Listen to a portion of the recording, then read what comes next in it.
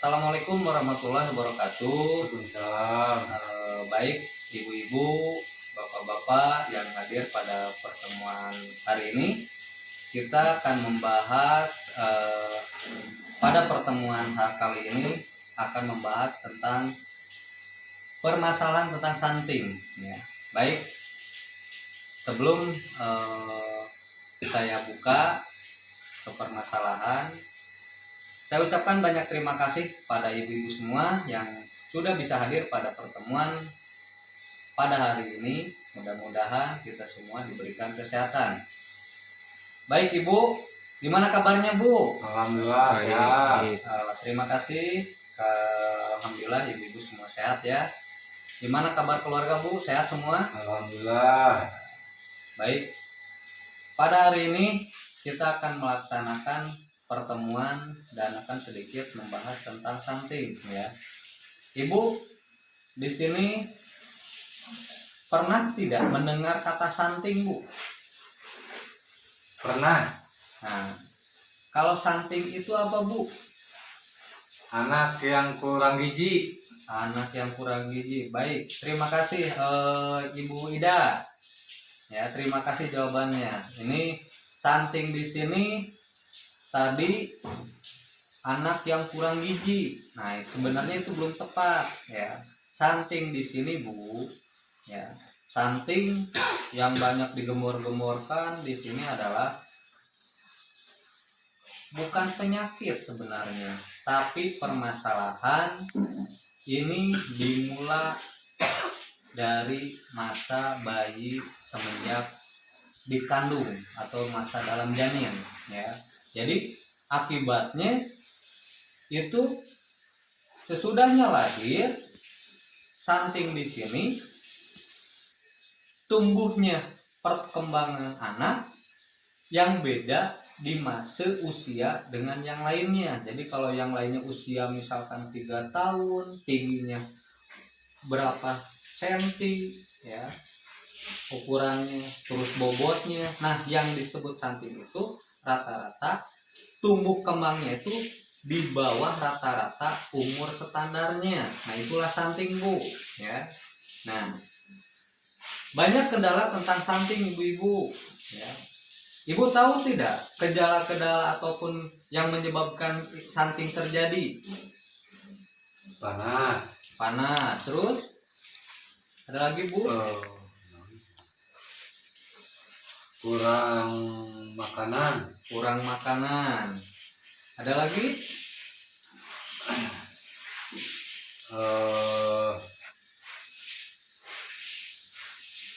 Mungkin bawaan dari keluarganya.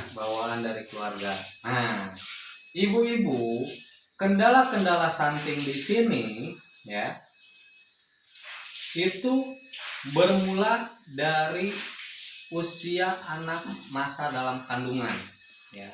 Ada beberapa yang menyebabkan terjadinya stunting ini. Satu, karena asupan gizi yang tidak seimbang.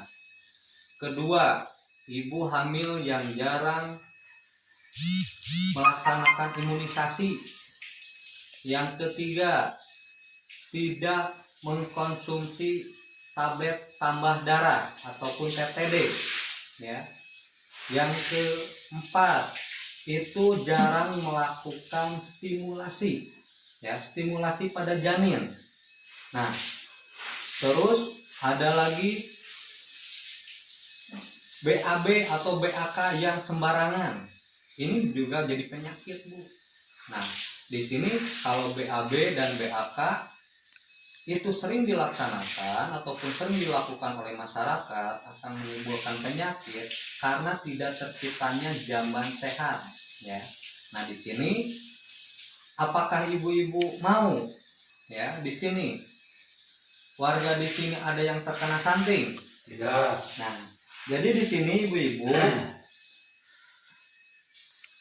sekarang kalau misalkan kita bikin slogan bu ya,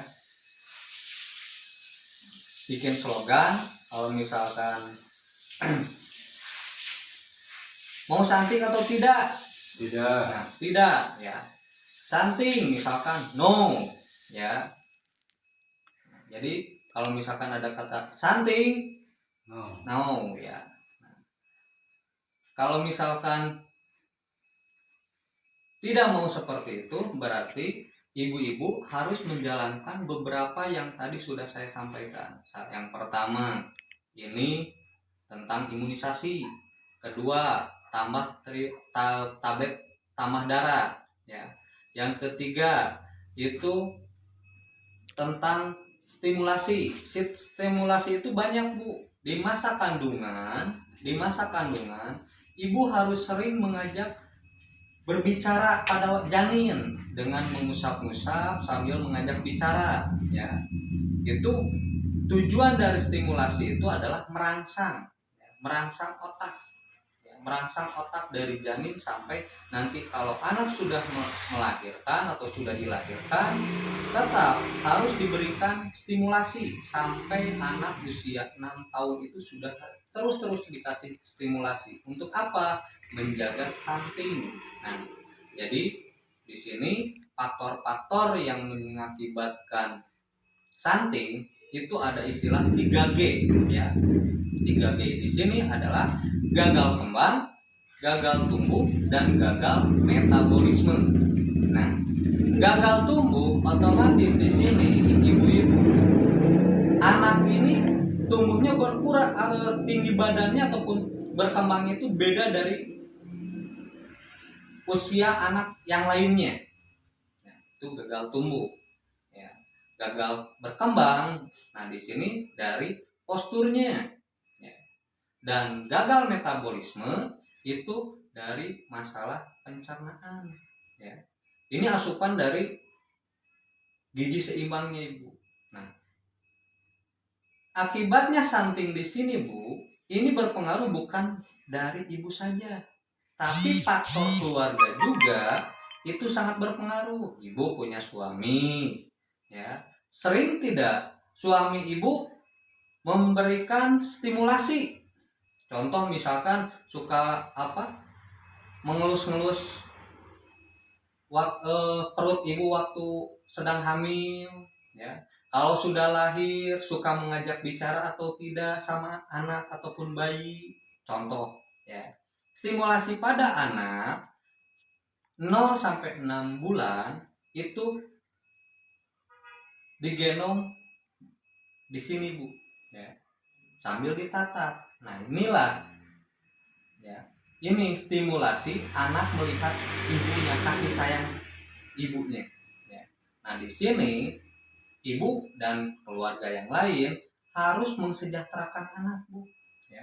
Makanya di sini ada 1000 HPK, 1000 hari kehidupan pertama. Disinilah faktor yang paling utama, ya, 1000 HPK ini untuk mencegah stunting.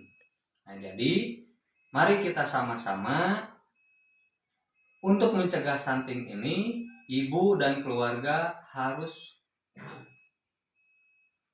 bareng-bareng ataupun bersama-sama melaksanakan stimulasi, memberikan gizi makanan yang seimbang, melaksanakan vaksinasi, dan menjaga kesehatan di lingkungan. Ya, tadi menjaga kesehatan di lingkungan di sini ada jamban sehat. Ya. Ada tidak, Bu, di Ibu jamban sehat? Ada. Contoh jamban sehat apa saja, Bu? Jamban sehat, WC di dalam rumah. Ya, terus Airnya mengalir. air mengalir Terus airnya dari sumur. dari sumur. Ya, ada lagi? Bisa dari PDAM Ya. airnya. Pokoknya Baik. air bersih. Baik, terima kasih Ibu atas jawabannya. Aplaus dulu ya buat Ibu. Terima kasih. Nah, di sini, Bu, selain dari faktor-faktor tadi, jamban sehat, juga harus dibiasakan mencuci tangan menggunakan sabun. Rata-rata kita cuci tangan hanya langsung cuci tangan. Cuci tangan di sini harus menggunakan sabun dan ada teknik-tekniknya, mulai dari diberikannya sabun, terus diulas, terus digosok, di perselangannya ya. Jadi itu harus dilakukan ya. Baik itu ibu-ibu, mungkin sedikit pemahaman ataupun edukasi dan sosialisasi dari saya, mudah-mudahan bisa bermanfaat.